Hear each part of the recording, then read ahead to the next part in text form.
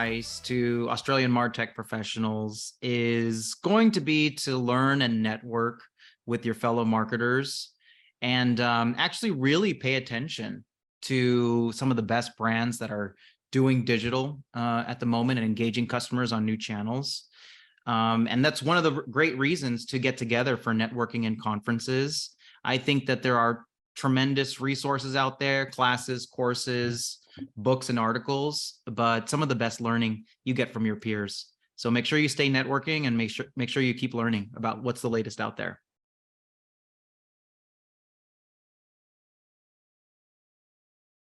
Over the next 12 months, I will say that it would probably represent 25%, start to represent about 25% of the tech stack, meaning that the 25% of the applications will involve some sort of AI, whether it be generative AI or predictive learning or any types of sort of artificial intelligence powered marketing technology.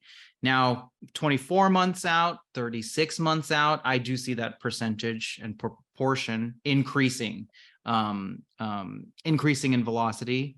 I would say by next year would be 50%, and then the year after, 80 to 90% of the tech stack will be AI powered, in my opinion.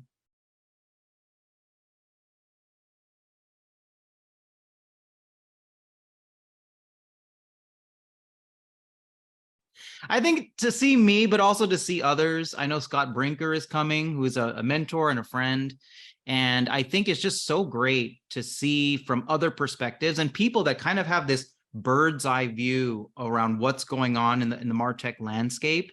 And just to hear frameworks on how you can put these puzzle pieces together and start to drive real impact for your business. So I would say come to see my session and many of the other great sessions that are scheduled.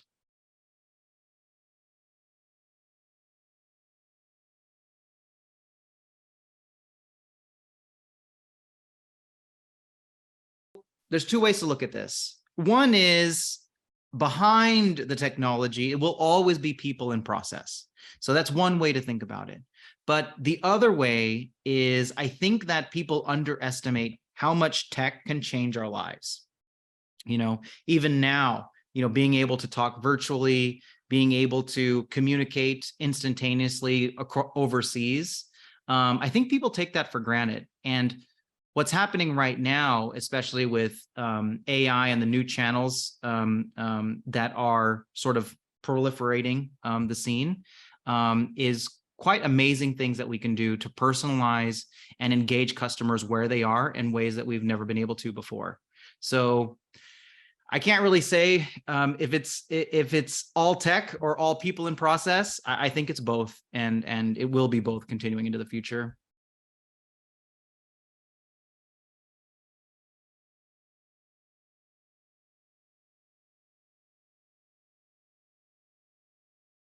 When there's times of incredible uncertainty, it's the businesses and the brands that are most agile and most able to quickly pivot and either pull back or exploit opportunities when they come up. I think times of uncertainty means multiple things. On one hand, it could mean trying to consolidate your MarTech stack, trying to do more with less, and trying to reach more customers even though we have less budget. But on the other hand, it could be, how do you take advantage of new channels like new networks like Threads or other things that come up? And if you don't have a strong foundation of operational excellence and an understanding of the technology, you're not going to be able to do it. So while I do think that the next 5 years will look very different, I think that the companies that have been staying lean and agile and quick are going to be the ones that win.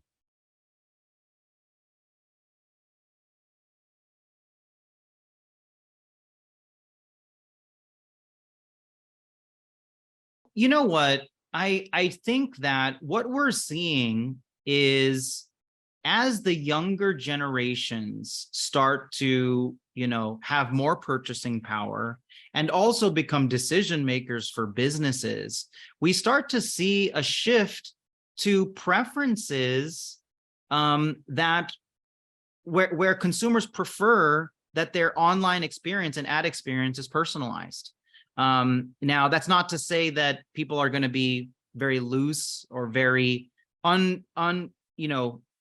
not careful with their data. I think that'll always be important.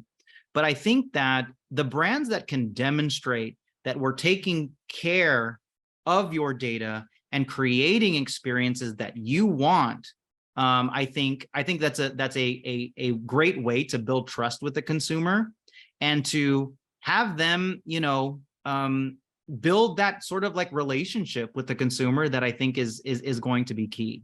I think that I will say though that brands that don't take care of customer data and experience breaches or any other type of security risks with data, I think that those brands are going to take a really big hit.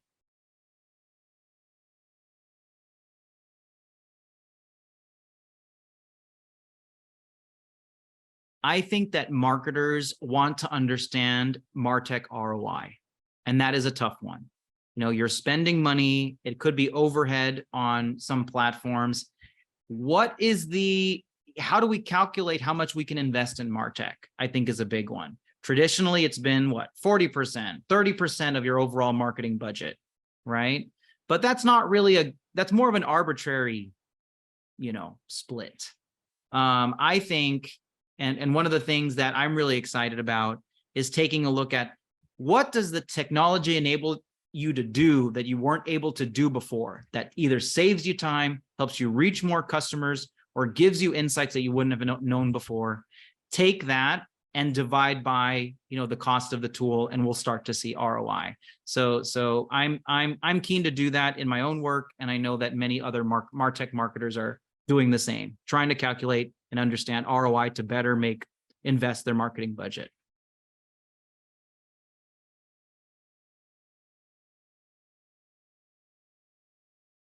Let's see.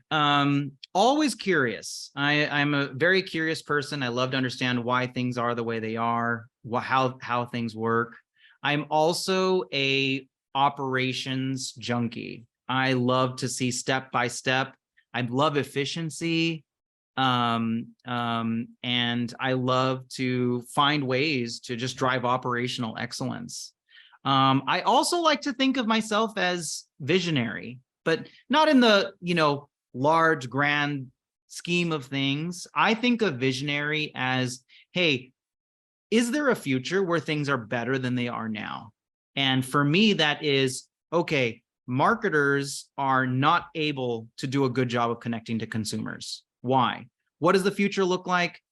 Marketers creating messages that speak to customers where they are and what they want to talk about and what's of value to them in a way that isn't a pain to do. I think that is a future that I would love to see us get to. And I will continually push to make that so.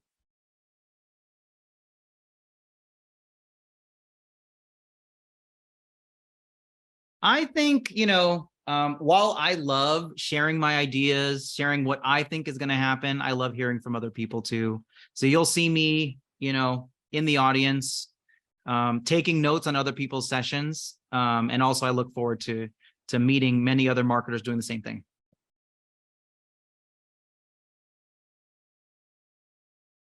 All of the above.